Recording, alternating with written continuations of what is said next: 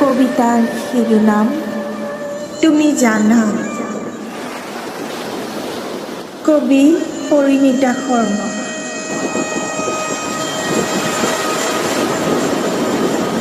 তুমি জানা, এই ব্ৰহ্মাণ্ডৰ তুমি এটা নগণ্যতকৈও নগণ্য, ক্ষুদ্ৰতকৈও ক্ষুদ্ৰ, তথাপিও তুমি তোমাৰ জয়গান গোৱা।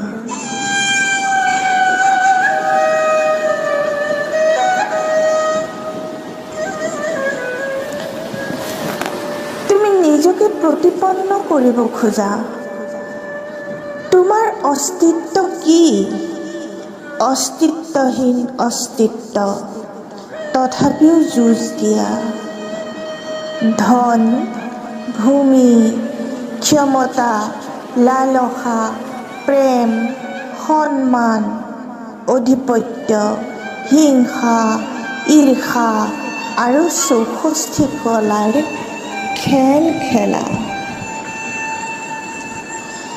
জিকাৰ অপ্ৰাণ চেষ্টা কৰিও হাৰি যোৱা।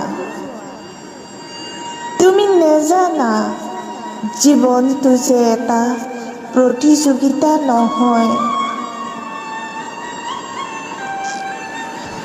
জীৱনটো এটা যাত্ৰাহে।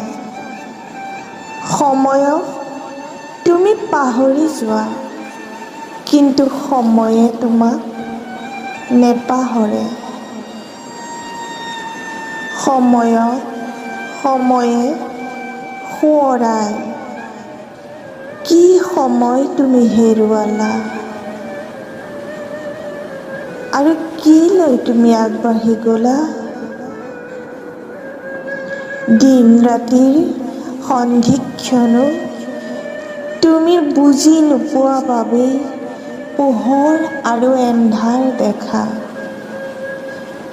শৰীৰক ইমান ভাল পোৱা যে শৰীৰকে ৰূপ বুলি সজোৱাত ব্যস্ত হোৱা।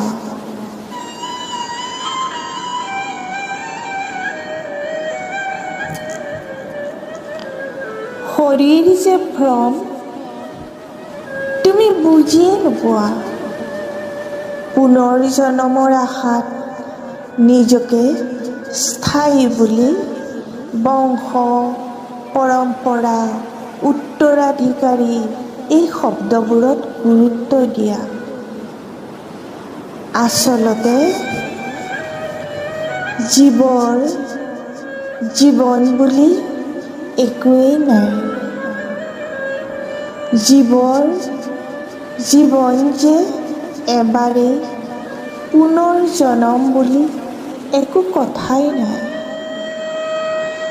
শৰীৰৰ চলন মৃত্যুতেই শেষ। আত্মা, পৰমাত্মা এটা নিৰৰ্থক সুৰ। সেই সুৰেই পুৰণি বাটৰ চিনাকি। আপোন পৰ সকলো চিনাকি অচিনাকি।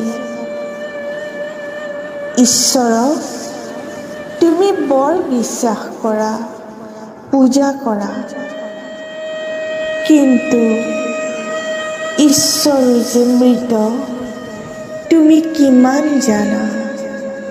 ঈশ্বৰ যে মৃত